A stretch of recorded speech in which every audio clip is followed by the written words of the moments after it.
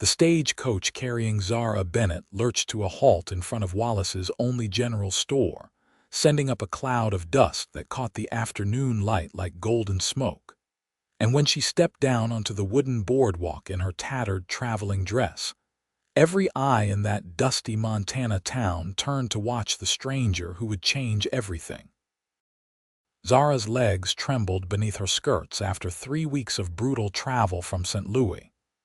The year was 1878, and she had left behind everything she knew. Her aunt's boarding house had burned to the ground, taking with it the last connection to her parents who had died from fever when she was 16. Now, at 22, she carried only a small trunk, $43 sewn into her petticoat, and a letter from a distant cousin who supposedly lived in Wallace. The letter was 2 years old. She had no idea if he was even still alive. The general store's proprietor, a portly man with thick spectacles, watched her from behind his counter. Zara smoothed her skirts and approached him with as much dignity as she could muster. "Excuse me, sir. I am looking for Thomas Bennett. Do you know where I might find him?" The proprietor's expression shifted to something resembling pity. "Thomas Bennett passed last winter, miss. Pneumonia took him quick." The floor seemed to tilt beneath her feet. Zara gripped the counter's edge. "I see. Thank you for telling me." She walked back outside, her mind racing. $43 would not last long. She needed work, shelter, and she needed them quickly. Wallace was not large, perhaps 300 souls at most. A main street ran through the center with various establishments, a church at one end and mountains rising in the distance like silent sentinels. A sign caught her eye. "Help wanted. Cook and housekeeper. Inquire at Lawson Ranch, 3 miles north." Zara had never worked on a ranch, but she could cook well enough. Her aunt had taught her that much. She approached a man loading supplies into a wagon. "Pardon me, could you tell me how to reach the Lawson Ranch?" The man looked her over, not unkindly. "Follow the main road north out of town. You will see the gate with the L brand. But miss, that is a long walk." "I will manage. Thank you." She retrieved her trunk from the stage depot and began walking. The afternoon sun beat down mercilessly, and the trunk grew heavier with each step. Sweat dampened her collar and temples. She had walked perhaps a mile when the sound of hoofbeats approached from behind. That is a foolish way to get yourself sunstruck. Zara turned to find a rider on a magnificent bay horse. The man was perhaps 25, with sun-darkened skin and eyes the color of whiskey held up to lamplight. He wore dusty work clothes and a wide-brimmed hat that shadowed his face. Even in her exhausted state, she noticed the strong line of his jaw and the capable way he sat his horse. "I am walking to the Lawson Ranch," she said, lifting her chin. "I can manage." "Lawson Ranch is where I just came from. I am heading back now." He dismounted in one fluid motion and picked up her trunk as though it weighed nothing. "Zachary Lawson, most call me Zach." "Zara Bennett." She hesitated. "I saw your sign in town about the cook position." Something flickered in his expression. "You are applying." "Yes, I can cook, clean, and I am not afraid of hard work." Zach secured her trunk behind his saddle. "Can you ride?" "Not particularly well." "You will learn." He swung back up into the saddle and extended his hand. "Come on. I will not have you collapsing from heat exhaustion before you even see the place." Zara's pride warred with her practicality. Practicality won. She took his hand, and he pulled her up behind him with surprising ease. She had to wrap her arms around his waist to keep her balance, and she felt the solid muscle beneath his shirt, the warmth of him even through the fabric. They rode in silence for a while, the horse's steady gait eating up the distance. The land here was beautiful in a harsh way, all rolling grassland dotted with cattle and rimmed by mountains that looked purple in the distance. "Why did you come to Wallace?" Zach asked finally. "I had a cousin here. I was told he died last winter. Thomas Bennett was your cousin. You knew him. Everyone knew Thomas. He was a good man. I am sorry for your loss. Zara said nothing. She had barely known Thomas herself, but he had been her last connection to family. The Lawson Ranch appeared ahead, a sprawling property with a main house, barn, bunkhouse, and various other structures. It was larger than she had expected, speaking of prosperity and hard work. Zach helped her down and carried her trunk to the house. Inside, the place had the dusty, neglected look of a home without a woman's touch. Dirty dishes were stacked in the kitchen. Dust covered every surface. The windows were streaked and dim. My mother died 3 years ago, Zach said quietly, following her gaze. My father passed the year after. I have been managing on my own since then, along with 5 ranch hands. We do our best, but cooking and housekeeping are not our strengths. The last woman we hired lasted 2 weeks before she ran off with a traveling salesman. Zara walked through the kitchen, assessing. It was well equipped at least. A good cast iron stove, plenty of pots and pans, a decent larder though poorly organized. I can make this work, she said. What are you offering for wages? $25 a month plus room and board. You would have a room here in the house. Meals provided, of course, though I suppose you would be making them yourself. It was fair pay, perhaps even generous. When would you want me to start? How about right now? I have not had a decent meal in weeks, and I am tired of my own cooking. Zara removed her traveling jacket and rolled up her sleeves. Then you should leave me to it. I will call you when supper is ready. Something like approval flashed in Zach's eyes. There is a pump out back for water. Anything you need should be in the larder or the root cellar. I will have one of the boys bring up your trunk. He left, and Zara stood alone in the kitchen of a strange house, 3 miles from a town where she knew no one, about to cook for a man she had just met. It should have been terrifying. Instead, she felt something like relief. She had work. She had shelter. She had a purpose. She set to work immediately, stoking the fire in the stove, pumping water to heat, and investigating what ingredients were available. She found flour, lard, potatoes, onions, a haunch of venison hanging in the root cellar, and various other supplies. Within an hour, she had biscuits in the oven and venison stew simmering on the stove. She scrubbed the table and set out clean plates she found in a cupboard after washing them.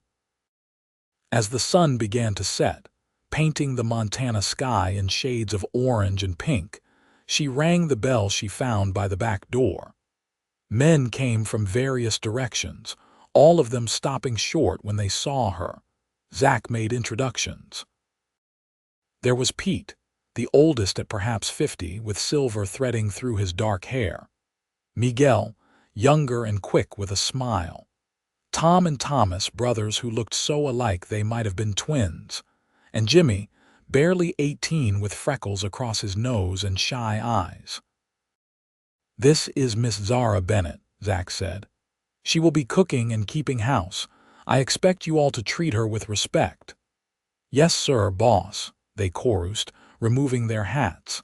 They filed into the kitchen, and Zara served stew and fresh biscuits with butter she had found in the cold box. The men ate with single-minded focus, and she could tell from their silence that they approved. When they had finished, every plate was clean and the pot was empty. Miss Bennett, Pete said, that was the finest meal I have had since my own mother's table. You are a blessing. The others murmured agreement. Even Zach, who had eaten without comment, nodded. It was very good, thank you. After they left, Zara cleaned the kitchen until it gleamed in the lamplight. Her body ached with exhaustion, but it was a good ache, the kind that came from honest work. Zach showed her to a small room off the kitchen. It was simple but clean, with a bed, washstand, and window overlooking the ranch yard. I hope this will do, he said. It is perfect. Thank you, Mr. Lawson. Just Zach is fine. We do not stand on formality much out here."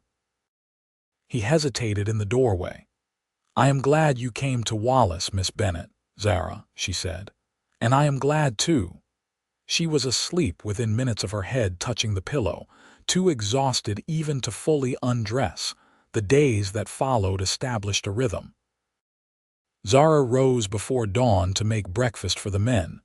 Biscuits, bacon, eggs when the chickens cooperated, strong coffee, flapjacks with molasses. They would eat quickly and head out to work, and she would spend the morning cleaning the house room by room, washing windows, beating rugs, scrubbing floors. At midday, she prepared a substantial meal, and in the evening another.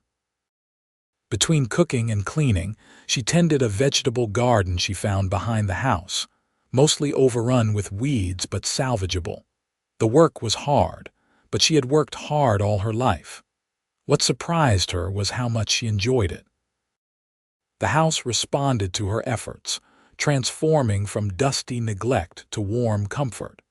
She found good china in a cupboard and polished it until it shone. She washed curtains and mended torn ones. She organized the larder and root cellar, made lists of supplies needed, and began planning meals days in advance. The men, for their part, treated her with careful respect. They always removed their hats indoors, said please and thank you, and complimented her cooking extravagantly. Pete told her stories about the ranch's history. Miguel taught her a few words in Spanish. The brothers, Tom and Thomas, were quieter but always willing to help if she needed something moved or repaired. Young Jimmy blushed whenever she spoke to him directly. But it was Zach who occupied her thoughts more than she cared to admit. He was up before everyone else and worked later than anyone. She would see him from the kitchen window, breaking horses, mending fences, working cattle, always moving with that same fluid competence she had noticed the first day. He was fair with his men, demanding but never cruel, and they clearly respected him. At meals, he often seemed lost in thought, his mind on ranch problems she could only guess at. But sometimes she would catch him watching her with an expression she could not quite read, something between curiosity and something warmer. 2 weeks after her arrival, she was kneading bread dough when Zach came into the kitchen mid-morning, unusual for him. "I need to ride into Wallace for supplies," he said. "Would you like to come? You could pick out what you need for the kitchen, and I thought you might like to see the town properly." Zara looked down at her flour-covered hands, her work dress, her hair tied back with a simple ribbon. "I should finish this bread. The bread can wait. Come on. Do you good to get out for a bit?" She found herself agreeing, surprised by how much she wanted to go. She cleaned up quickly and changed into her better dress, the dark blue one that had survived the journey relatively intact. When she came outside, Zach had hitched a wagon and was waiting. The ride to Wallace gave her first real chance to talk with him beyond the practical exchanges about meals and household needs. She learned that he had grown up on this ranch, that his father had built it from nothing, that his mother had come from Boston as a bride and had loved Montana despite its harshness. "She used to say the land here makes you stronger or breaks you," Zach said. "There is no in-between." "What does it do to you?" Zara asked. He glanced at her. "I am still here, so I suppose it has made me stronger, or maybe I am just too stubborn to break. I think it is both." He smiled then, a real smile that transformed his usually serious face, and she felt something flutter in her chest. In Wallace, they went to the general store together. Zara made her list while Zach ordered feed and other ranch supplies. The proprietor's wife, Mrs. Henshaw, pulled Zara aside. "My dear, you must come to church this Sunday. We have a small congregation, but we are friendly. It would do you good to meet the other women in town." Zara agreed, though she felt some trepidation. She had been so focused on work that she had not thought much about integrating into the community, As they loaded supplies into the wagon, a woman approached. She was beautiful in a painted way, with elaborate blonde curls and a dress cut fashionably low. She walked right up to Zach with familiar ease.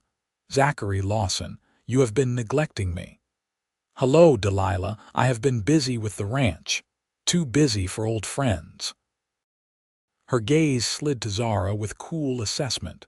"Who is this?" "Zara Bennett, my cook and housekeeper." "Zara, this is Delilah Carson." "How lovely," Delilah said in a tone that suggested she found it anything but. "I hope you are settling in well, Miss Bennett." The last woman who worked for Zach did not last long.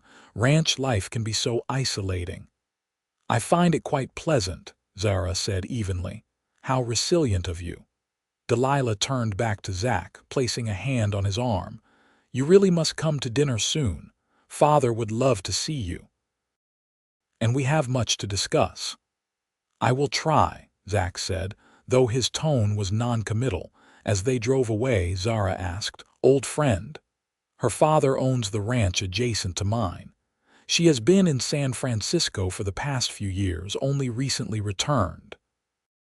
He did not elaborate, and Zara did not press, though she felt an uncomfortable twist in her stomach that she recognized as jealousy. Which was ridiculous. She had no claim on Zach Lawson. He was her employer, nothing more. But over the following weeks, it became harder to maintain that fiction. It started with small things. The way he always thanked her for meals, his voice warm. How he fixed the pump when it started acting difficult, without her even asking. The evening he came in late to find her still up, mending clothes by lamplight, and sat down across from her to help, their fingers occasionally brushing as they worked. "You do not have to stay up so late," he said. "You work hard enough as it is. I do not mind. I like keeping things in good repair. My mother was the same way. She always said a stitch in time saves 9. My aunt used to say that too. Tell me about her, your aunt." So she did, talking about the boarding house in St. Louis, the colorful cast of residents, the way her aunt had taken her in after her parents died and raised her as her own. She found herself telling him things she had not spoken of in years, and he listened with complete attention, his eyes never leaving her face. "She sounds like she was a remarkable woman," he said when she finished. "She was. I miss her every day. I understand. I still find myself thinking I need to ask my father something or wanting to tell my mother about a funny thing that happened. Then I remember they are gone." They sat in comfortable silence for a moment, the lamplight casting soft shadows around the kitchen. Then Zach stood. "I should let you get to sleep. Thank you for the talk, Zara. Thank you for listening." After he left, she sat for a moment longer, pressing her hand to her heart, feeling it beat too fast. A month after her arrival, the first real trouble came. Zara was in the garden one afternoon when she heard shouting from the direction of the barn. She hurried over to find Zach and several strangers on horseback, the confrontation clearly heated. "I am telling you, Lawson, we saw your cattle on Carson land," one of the men was saying. "That is rustling." "My cattle are on my land," Zach said, his voice hard. "If your fences are down, that is not my problem. You calling me a liar, I am saying you are mistaken." The man's hand moved toward his gun and Zara's breath caught, but Pete stepped forward, his own hand near his weapon, and the tension ratcheted higher. "Everyone calm down," Pete said. "This can be settled without gunplay." After several more tense minutes, the Carson men rode off, but their threats hung in the air. Zach's jaw was tight as he watched them go. "Boss, they are looking for an excuse," Pete said quietly. "Carson wants your water rights. He cannot have them." That evening, Zach was quiet through dinner, barely touching his food. After the other men left, Zara began cleaning up, aware of him still sitting at the table. "Is it really about water rights?" she asked. "Partly. Mostly it is about greed." Carson has the biggest spread in the county, but it is not enough for him. He has been trying to buy me out for years. And you will not sell. This land is my family's legacy. I will not give it up without a fight. He looked up at her. But I worry what that fight might mean for everyone here. For you, I am not afraid. Maybe you should be. She sat down across from him, her hands folded on the table. Zach, I grew up in St. Louis in a rough neighborhood. I have dealt with difficult men before. I am not some delicate flower that will wilt at the first sign of trouble. I am beginning to understand that. His expression softened. You are tougher than you look, Zara Bennett, and you worry too much, Zachary Lawson. He smiled then, some of the tension leaving his shoulders. Probably, but someone has to. The next Sunday, true to her word to Mrs. Henshaw, Zara went to church. Zach offered to drive her in the wagon and she accepted gratefully. She wore her best dress, a gray silk that had been her aunt's, altered to fit her. When she came out of her room, Zach stopped in his tracks. You look lovely, he said, then cleared his throat as if embarrassed by his own words. Thank you, she said, feeling heat rise to her cheeks. The church was a simple white building at the end of Wallace's Main Street. Inside it was cool and smelled of wood polish and old hymnals. Mrs. Henshaw swooped in immediately, introducing Zara to what seemed like every woman in town. There was Mrs. Foster, who ran the boarding house. Miss Abernathy, the school teacher. Mrs. Chen, whose husband ran the laundry. Others whose names blurred together in the flurry of introductions. And there was Delilah Carson, in a dress that must have cost more than Zara earned in 6 months, sitting in the front pew with her father. She acknowledged Zara with a cool nod. After the service, as people mingled outside, Delilah approached Zach directly, placing her hand on his arm with proprietary ease. Zachary, you simply must come to dinner next Sunday. I insist. Father wants to discuss a business proposition with you. I appreciate the invitation, but Sundays are difficult. Oh, bring Miss Bennett with you if that is the issue. I am sure she can manage one Sunday away from the stove. It was said sweetly, but with an edge that made Zara bristle. Before she could respond, Mrs. Henshaw intervened.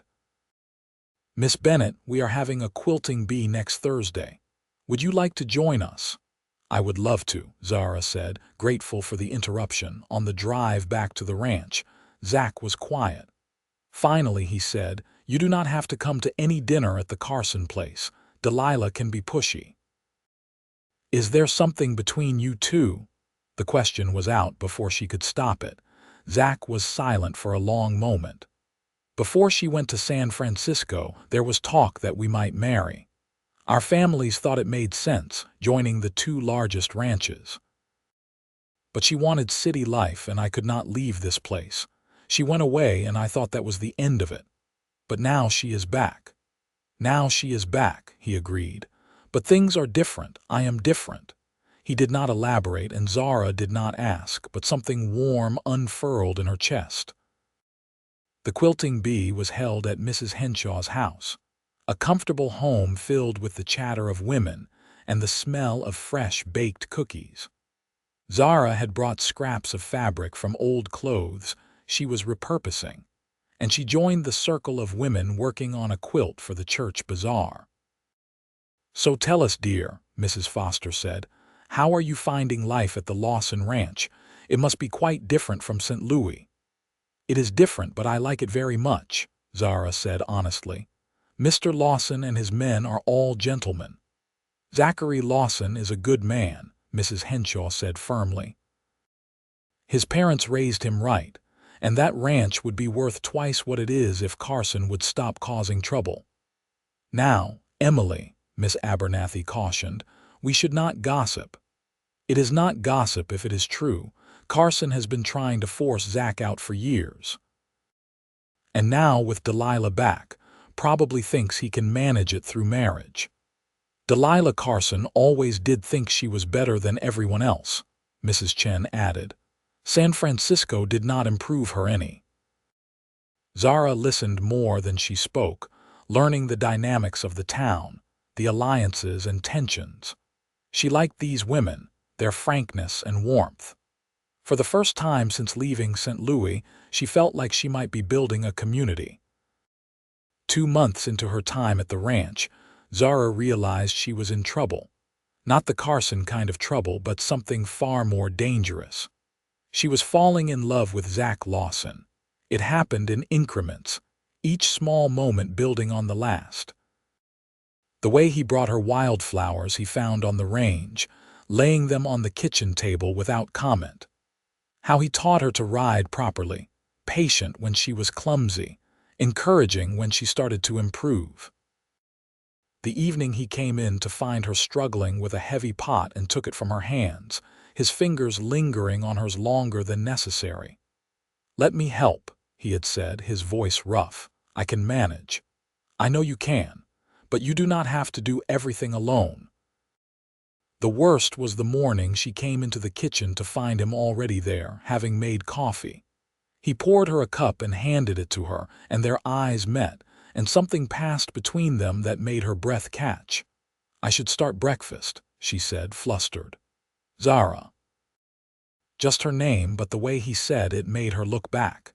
"Thank you for everything you do here, for making this place feel like a home again." "You are welcome," she whispered. She was falling in love and she did not know what to do about it. He was her employer. She was dependent on him for her livelihood. It was impossible. But then came the day that changed everything. She had ridden into Wallace alone, needing supplies and wanting to visit the lending library Mrs. Henshaw had told her about. She was walking back to where she had tied her horse when 3 men stepped in front of her. She recognized one as the Carson ranch hand who had confronted Zach. "Well now, if it is not Lawson's little cook," he said, his breath reeking of whiskey. "All alone in town." "Excuse me," Zara said, trying to step around him. He blocked her path. "Not so fast. Maybe you and I should get better acquainted. Leave me alone." His hand shot out and grabbed her arm. "That is not very friendly." "The lady said to leave her alone." Zara turned to see Zach standing there, his posture deceptively casual but his eyes hard as flint. He must have been in town for supplies as well. "This does not concern you, Lawson." "Anything involving Miss Bennett concerns me." Zach stepped closer. "Let her go. Now." For a tense moment, no one moved. Then the man released her arm and stepped back, his companions flanking him. "You better watch yourself, Lawson. You are making enemies." "I will take my chances." The men left and Zara sagged with relief. Zach was at her side immediately, his hands gentle on her shoulders. "Are you all right? Did he hurt you?" "No, I am fine. Just startled." His hands tightened fractionally. "I should not have let you come to town alone." "Zach, I am not a child who needs constant supervision." "I know that. But those men are dangerous and Carson is getting bolder." He released her shoulders, but his eyes searched her face with an intensity that made her pulse race. "I could not bear it if something happened to you." "Nothing happened. You were here." "But what if I had not been?" "But you were." She reached up without thinking and touched his cheek. "You were here." He caught her hand, holding it against his face, and for a moment the world narrowed to just the two of them, standing on the boardwalk with the afternoon sun slanting around them. "Zara," he said, his voice rough. "I need to tell you something." "Tell me." But before he could speak, Mrs. Henshaw called out from across the street, breaking the moment. Zach released her hand and they both stepped back, the spell broken. On the ride back to the ranch, they were both silent, the unspoken words hanging between them. But when they arrived and Zach helped her down from her horse, his hand stayed at her waist a moment longer than necessary. "We should talk," he said. "Tonight after dinner."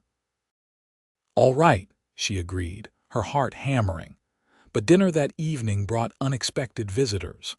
Delilah Carson and her father arrived just as the meal was being served, all smiles and false friendliness. "Forgive the intrusion," Richard Carson said, though he did not look sorry at all.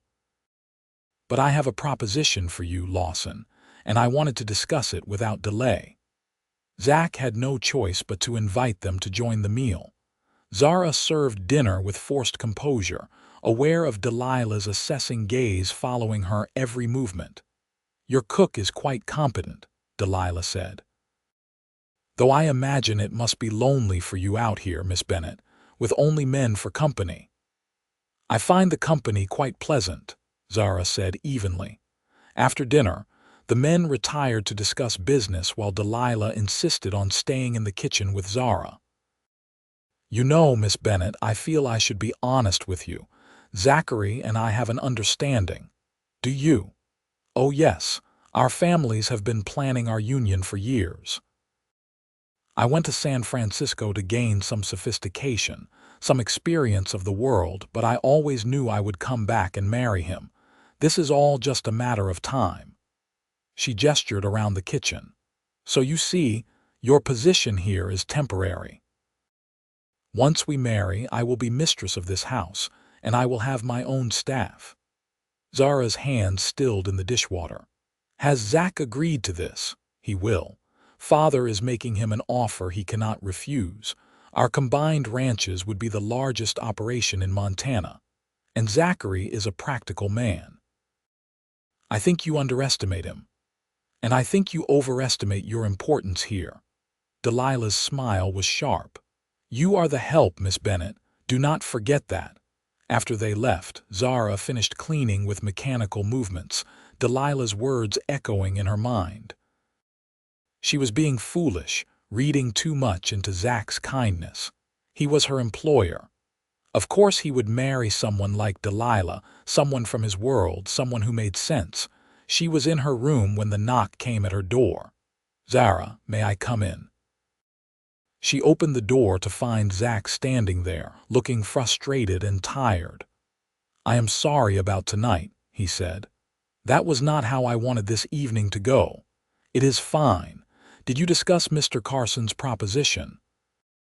"He wants to buy my ranch, or merge it with his through a marriage between me and Delilah." "I see. I told him no." She looked up sharply. "You did?" "I told him I have no interest in selling my ranch or marrying his daughter." He stepped into the room, closing the door behind him, propriety forgotten. "I told him I cannot marry Delilah because I am in love with someone else." Her heart stopped. "Zach, I am in love with you, Zara. I think I have been since the day I found you walking down that road with your trunk, too stubborn to admit you needed help." He moved closer, his eyes intense on hers. "I know I am your employer and this is complicated, but I cannot keep pretending I do not feel what I feel. These past 2 months, having you here, I cannot imagine this place without you. I cannot imagine my life without you." "I am in love with you too," she whispered. "I have been trying to be sensible, but I cannot help it." He reached for her then, his hands framing her face with infinite gentleness. "Tell me this is real. Tell me you want this too." "It is real. I want this. I want you." He kissed her then, and it was everything she had imagined and more. Tender and fierce all at once, full of promise and possibility. She wrapped her arms around his neck and he pulled her close, and for a long moment there was nothing but the two of them and the feeling of finally being exactly where they belonged. When they broke apart, both breathing hard, Zach rested his forehead against hers. "Marry me," he said. "I know it is fast, I know we have only known each other 2 months, but I have never been more certain of anything. Marry me, Zara." "Yes," she said, laughing and crying at once. "Yes, I will marry you." He kissed her again, and when he finally left her room hours later, after they had talked and planned and kissed until her lips were swollen, Zara lay in her bed feeling as though she were floating. The news of their engagement spread through the ranch by breakfast the next morning. Pete clapped Zach on the shoulder and told Zara she was getting a good man. Miguel whooped and said they would have to celebrate properly. The brothers grinned identical grins, and young Jimmy blushed and stammered his congratulations. In Wallace, the reaction was more mixed. Mrs. Henshaw and her circle of friends were delighted, already planning a celebration. But there were whispers, too, about how quickly it had happened, about Zara being an outsider, about her being just a cook and housekeeper. And then there was Delilah. She came to the ranch 3 days after the engagement was announced, her face a mask of cold fury. "You cannot seriously be marrying that woman," she said to Zach, not even acknowledging Zara's presence. "I am, and I will thank you to refer to my fiancée with respect. She is a fortune hunter who saw an opportunity and took it. She is the woman I love," Zach said firmly.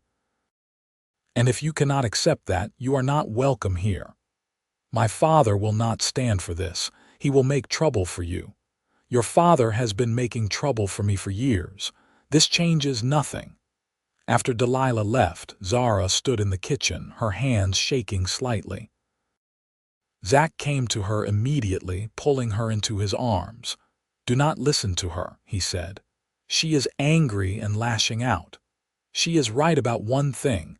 This will make problems with her father. Let me worry about Carson. You just worry about planning our wedding." They decided to marry quickly, not wanting to wait.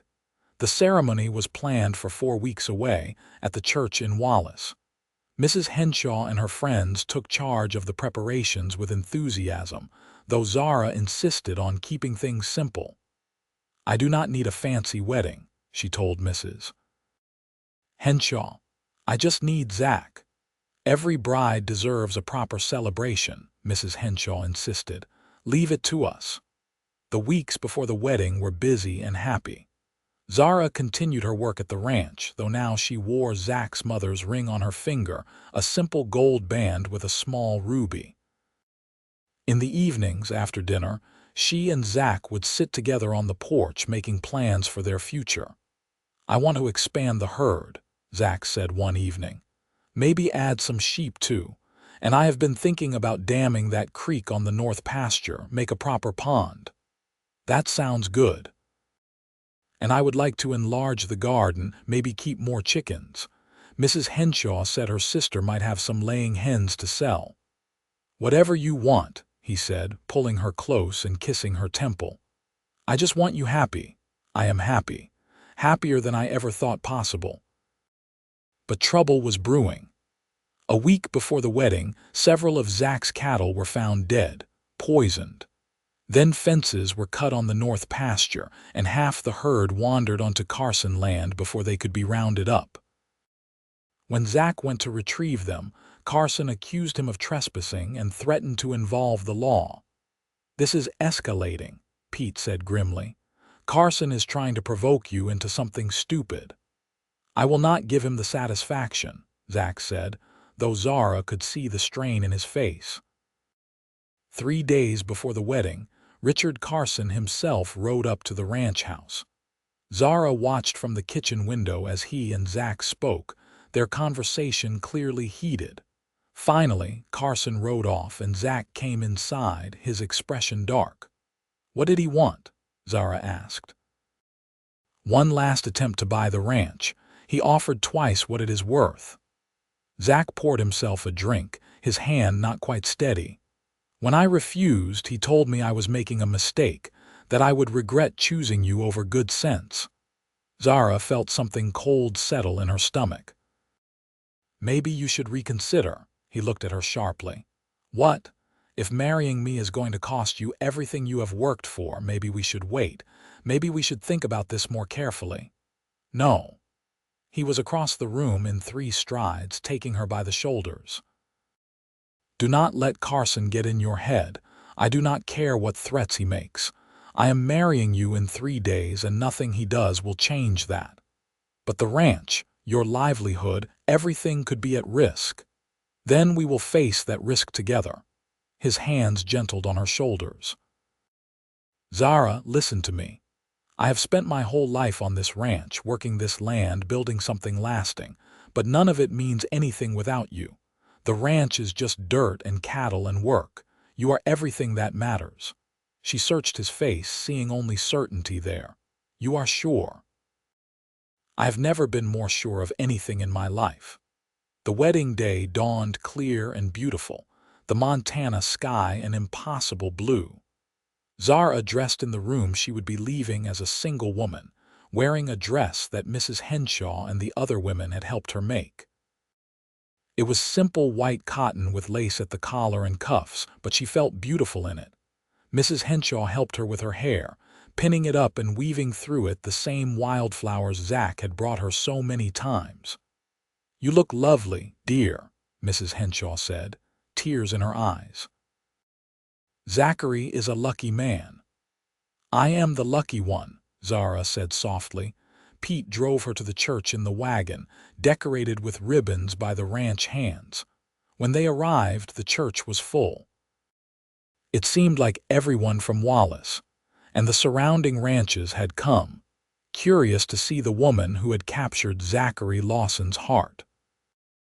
As Zara walked down the aisle, she saw only Zach, standing at the front in his best suit, his eyes locked on hers with such love and joy that she felt tears spring to her own eyes. Pete had agreed to give her away, and he squeezed her hand before placing it in Zach's. The ceremony was simple and traditional. They spoke their vows in steady voices, though Zara's hands trembled as Zach slipped the ring onto her finger. When the minister pronounced them husband and wife and told Zach he could kiss his bride, the kiss was chaste and sweet, appropriate for public viewing. But the promise in it made Zara's heart race. The celebration afterward was held at the ranch, with tables set up in the yard and food contributed by half the town. There was music and dancing, and Zara found herself whirled from partner to partner, though she always found her way back to Zach. As evening fell and the party continued, Zach took her hand and led her away from the crowd, to the porch where they had spent so many evenings talking and planning. "Are you happy, Mrs. Lawson?" he asked, pulling her into his arms. "Mrs. Lawson," she repeated, testing the sound of it. "Yes. I am happier than I ever dreamed possible." He kissed her then, deeper than the chaste kiss in the church, and she melted into him, this man who was now her husband. "Come with me," he whispered against her lips. He led her to the bedroom that had been his parents', now prepared for the two of them. Someone, probably the women from town, had decorated it with flowers and turned down the bed. Lantern light cast a warm glow over everything. "I love you," Zach said, framing her face with his hands. "I will spend every day of the rest of my life making sure you never regret taking a chance on a stubborn cowboy." "I could never regret you," she said, rising on her toes to kiss him. "Never." They came together with tenderness and passion, exploring and discovering each other, making whispered promises in the darkness. And later, lying in his arms with her head on his chest and his heartbeat steady beneath her ear, Zara thought about the stagecoach that had brought her to Wallace 3 months ago, dusty and alone and uncertain. She had been a stranger then, with no idea what the future held. Now she was home. The months that followed brought challenges, as they knew they would. Carson continued his campaign of harassment, though he was careful to stay just within the bounds of the law. More cattle were lost to suspicious circumstances. Fences needed constant repair. There were rumors spread in town, whispers that the marriage had been hasty and would not last. But Zara and Zach faced it all together, and that made all the difference. In the mornings, they would work side by side, Zara managing the house and garden while Zach saw to the ranch. At midday, they would share meals with the ranch hands who had become like family. In the evenings, they would retreat to their private world, talking and planning and loving each other. 4 months after the wedding, Zara realized she was pregnant. She told Zach one evening as they sat on the porch, watching the sun set over the mountains. "I have something to tell you," she said, suddenly nervous. They had not specifically discussed children, though she had assumed they both wanted them eventually. "What is it?" He turned to face her, concerned by her tone. "I am going to have a baby. In about 6 months, I think." For a moment he just stared at her. Then a smile broke across his face like sunrise. "A baby, truly, truly." He pulled her into his arms, holding her so tightly she could barely breathe. "A baby," he repeated, wonder in his voice. "We are going to have a baby. Are you happy?" "Happy?"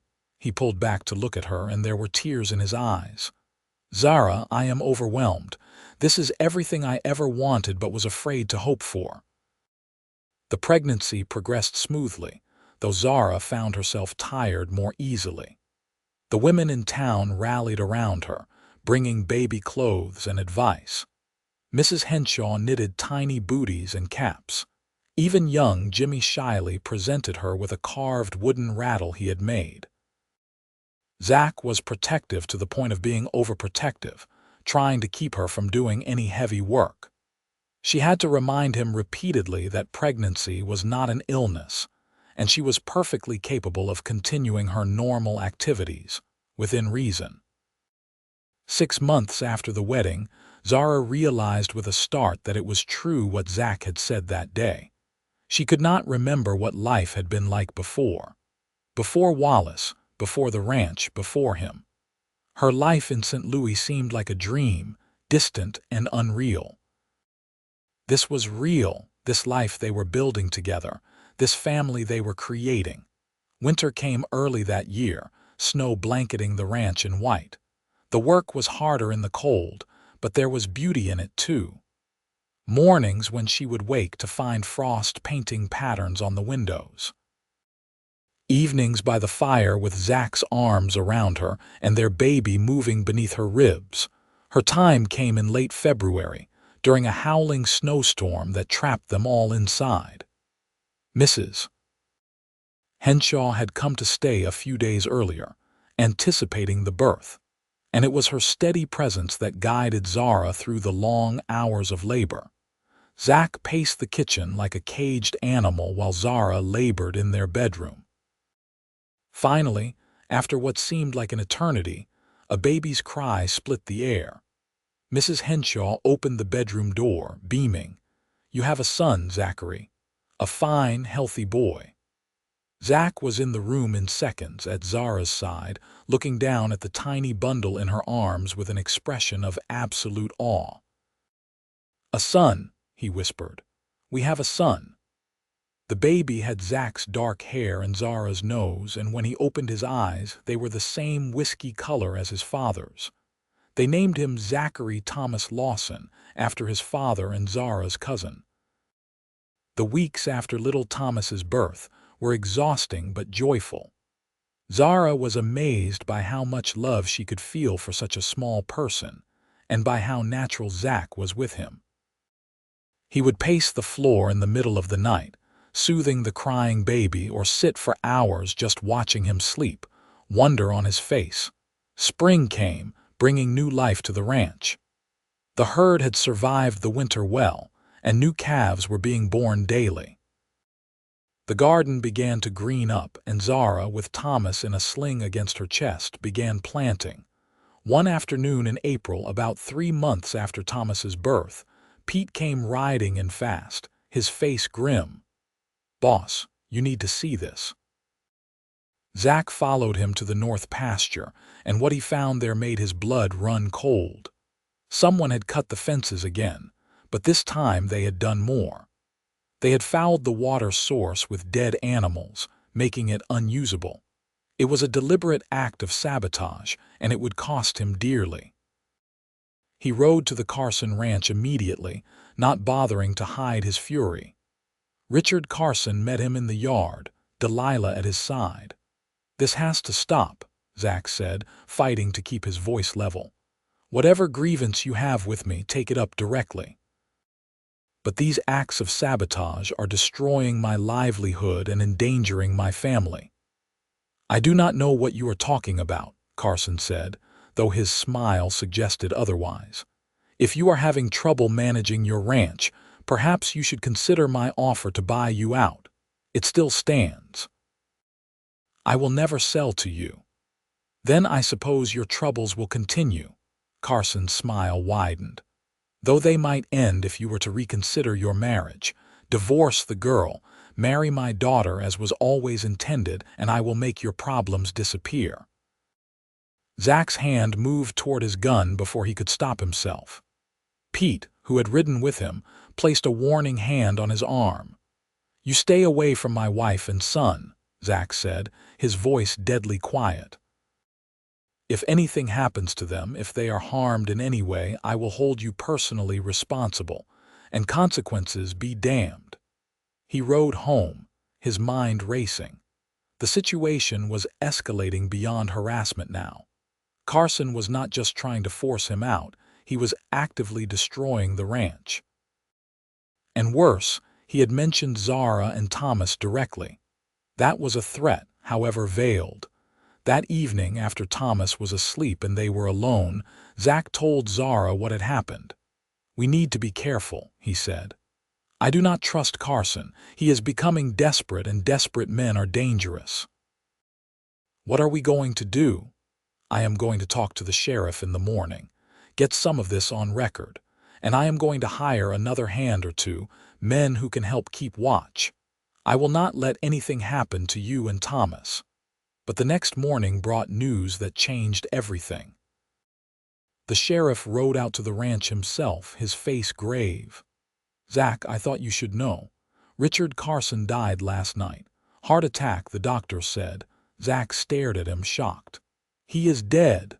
"Sudden, but apparently he had a bad heart for years. His daughter found him in his study." After the sheriff left, Zach and Zara looked at each other, unsure how to feel. Carson had been their enemy, had made their lives difficult, but neither of them wished him dead. "What happens now?" Zara asked. "I do not know. I suppose Delilah inherits everything." They found out soon enough. A week after Carson's death, Delilah's lawyer came to the ranch with a proposal. Delilah was selling the Carson ranch and moving back to San Francisco. She wanted to sell to Zach at a fair price, with the option to pay over time.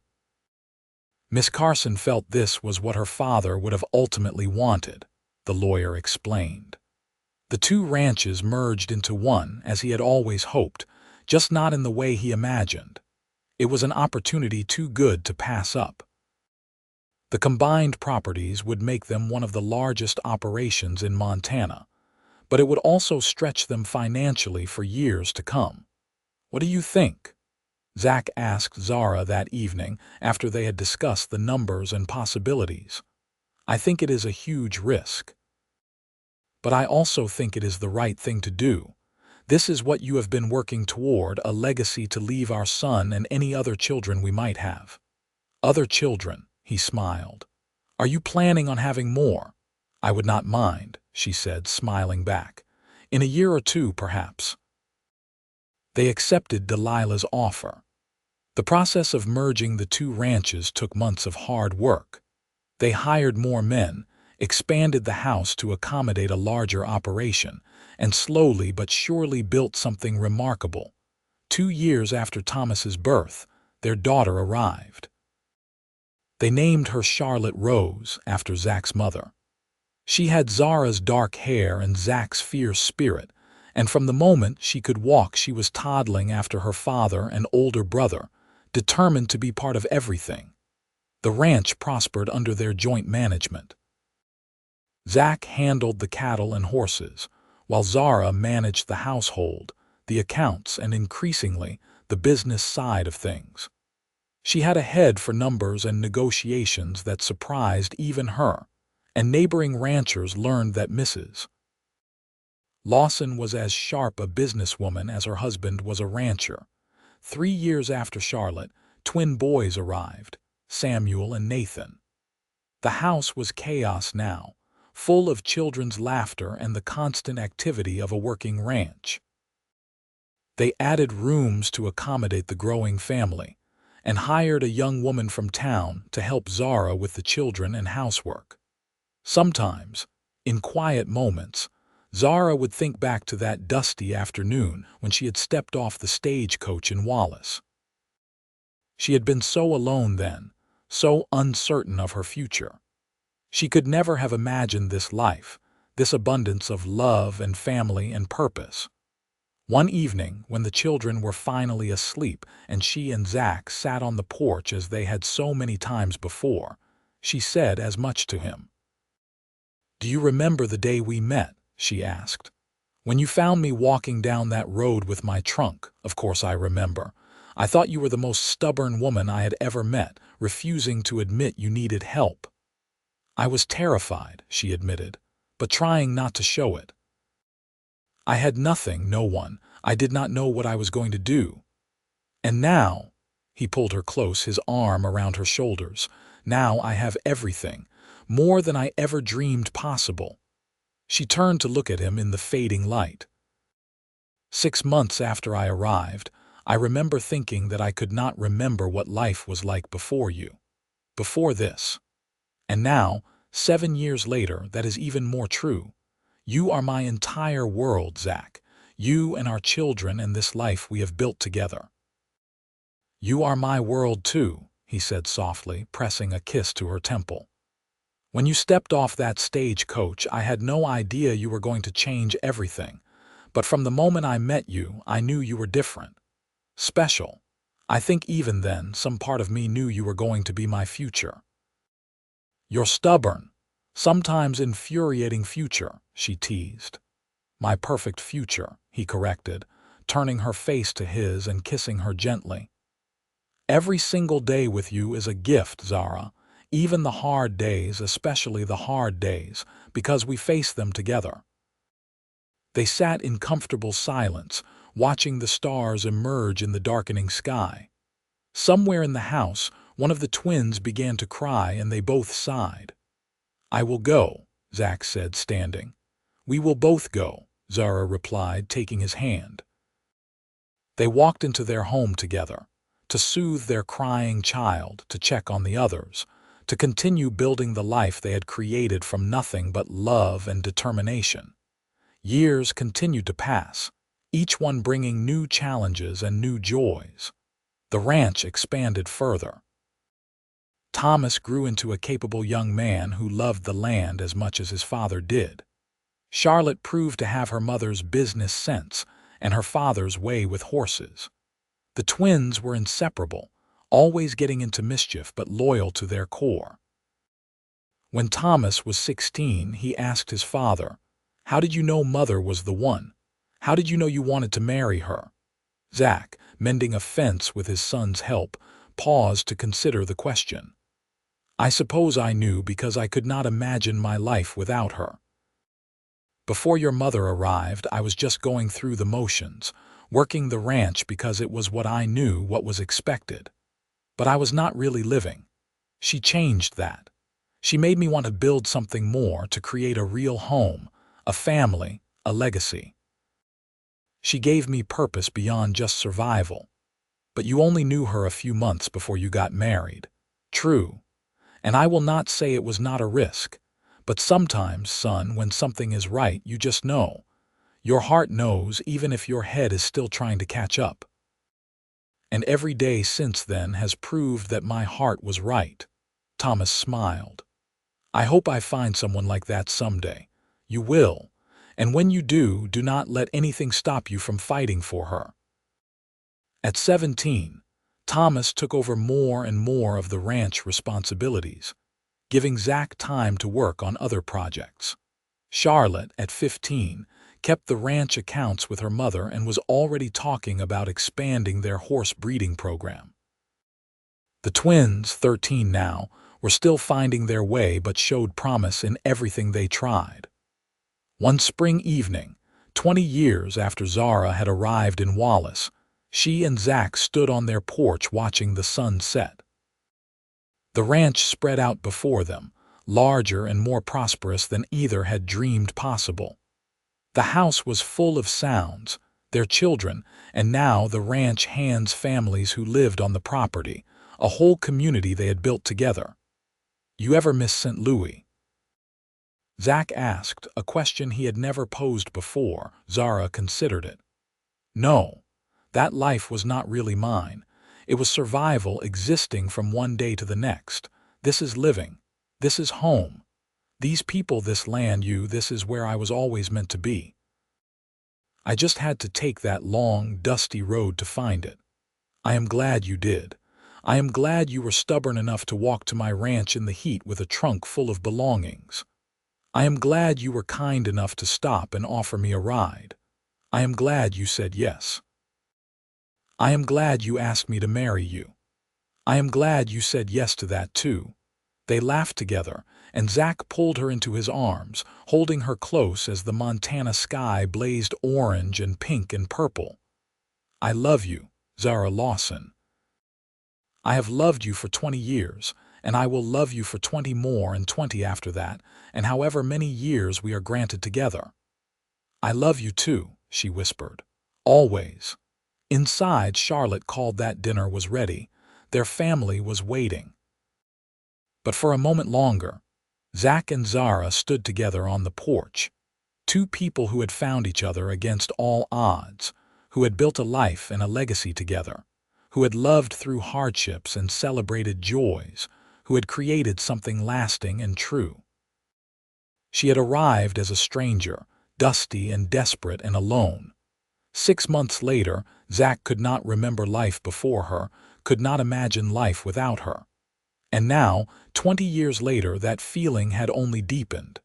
She was not just his wife, not just the mother of his children. She was his partner, his best friend, his heart. And that, they both knew, was the greatest fortune anyone could ask for. The years continued to unfold with their steady rhythm.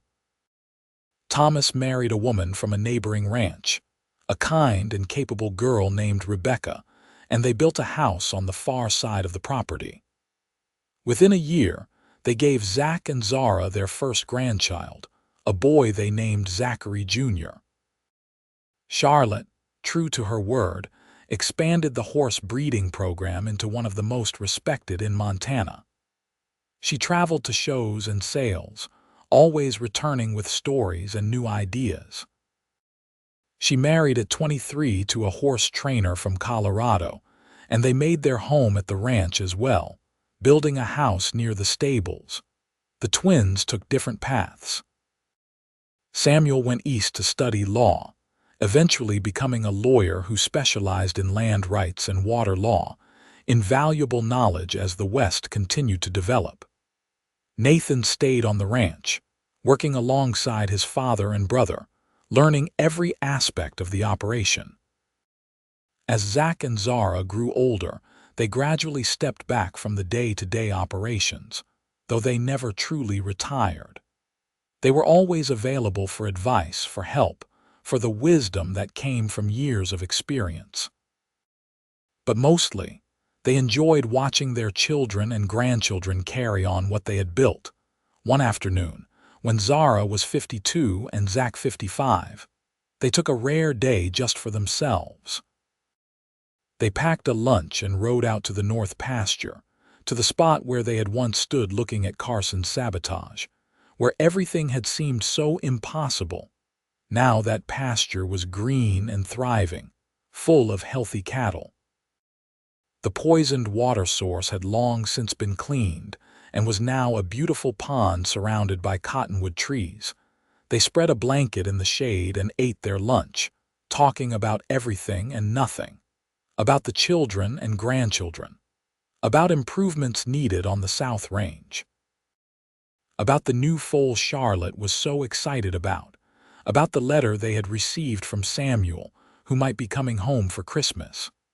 "Sometimes I still cannot believe this is all ours," Zara said, looking out over the land. "That we built all of this together." "We made a good team," Zach agreed. "Still do. Yes, we do." She leaned against him and he wrapped his arm around her.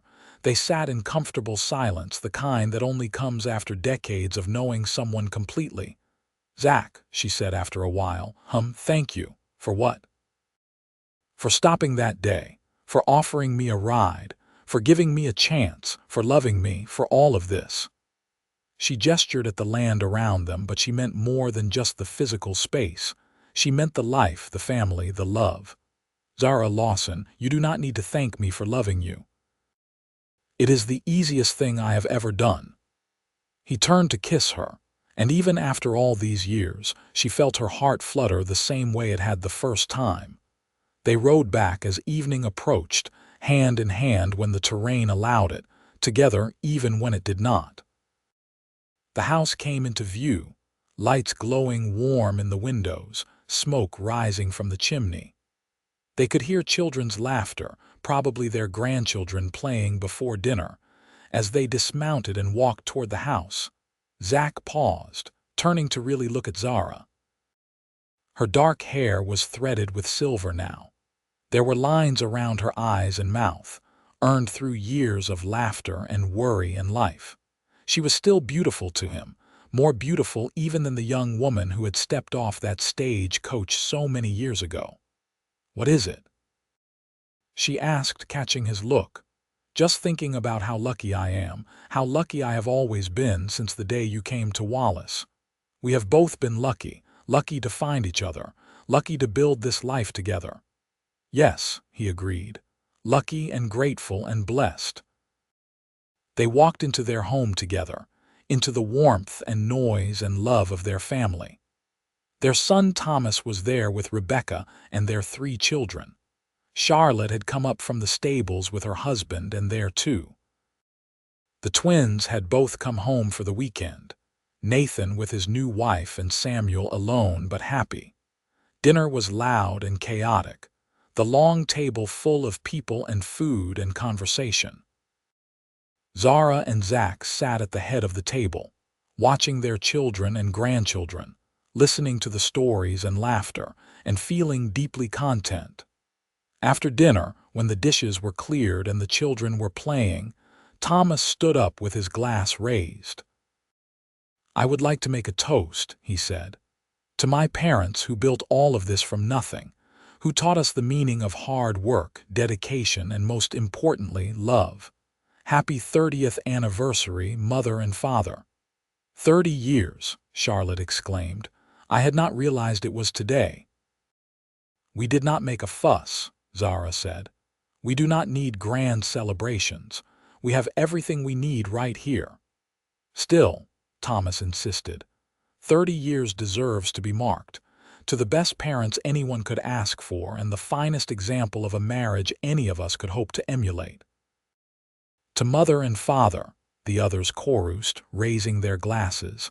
Zach stood, pulling Zara up beside him. "Thank you, all of you. But your mother and I are the ones who should be giving thanks. You children, our grandchildren, this family we have built, this is our greatest achievement. This is what makes everything else worthwhile. We love you all more than we can say."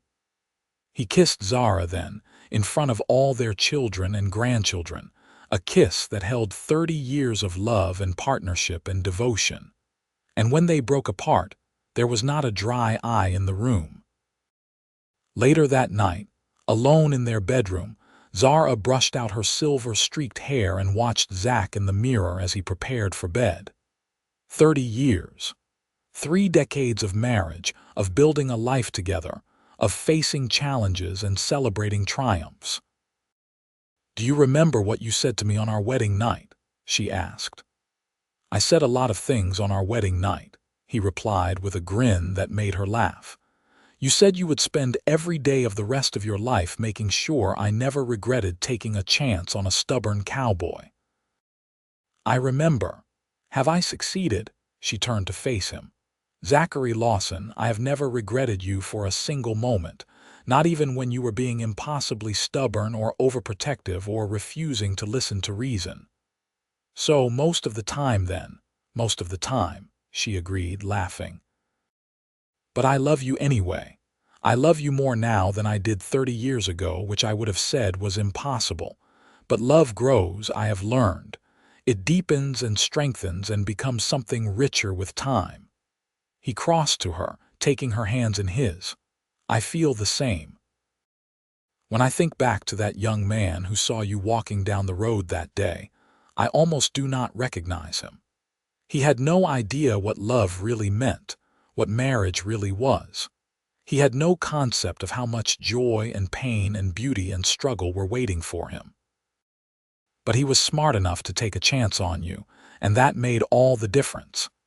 They held each other close, two people who had become one through years of loving and living and building together.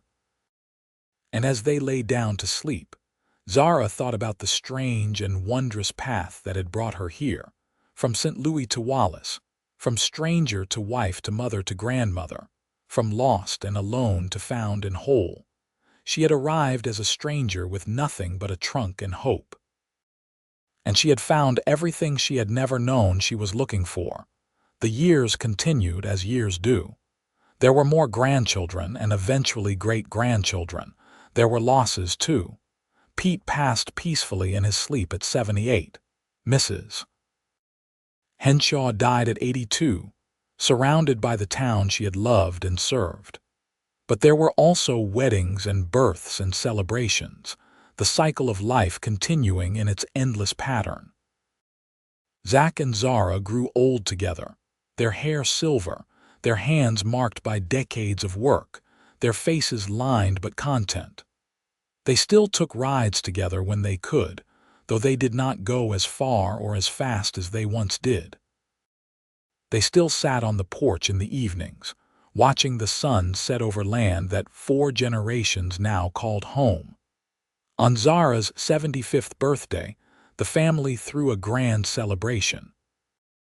Everyone came, from Thomas and his now-grown children and their children, to Charlotte and her brood, to the twins and their families. The house and yard were full of people, all connected by blood or marriage or long association with the ranch. Zach, now 78 but still strong and straight, stood with his arm around Zara as they surveyed the crowd. "Can you believe this all started with a dusty stagecoach and a stubborn woman with a trunk?" he murmured in her ear. "And a kind cowboy who offered her a ride," she replied. "Do not leave yourself out of the story. Never. This is our story. Every bit of it we wrote together." As the sun set that evening, painting the Montana sky in the brilliant colors they had watched together for over 50 years, Zara leaned into Zach's embrace and felt complete. She had arrived as a stranger, yes, but she had become so much more. A wife, a mother, a grandmother, a great-grandmother, a rancher, a businesswoman, a pillar of the Wallace community. But most importantly, she had become the other half of Zachary Lawson, and he had become the other half of her. 6 months after she arrived, he could not remember life before her. 53 years later, the feeling remained the same. They were so thoroughly woven together that neither could imagine existence without the other. They were two individuals who had become one partnership, stronger together than either could have been alone. And that partnership, forged in that dusty Montana town all those years ago, had created something lasting and beautiful. A family, a home, a legacy. A love story that would be told by their descendants for generations to come.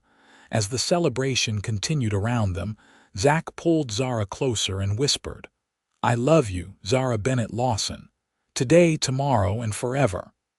"Forever," she agreed, rising up to kiss him. "I love you forever."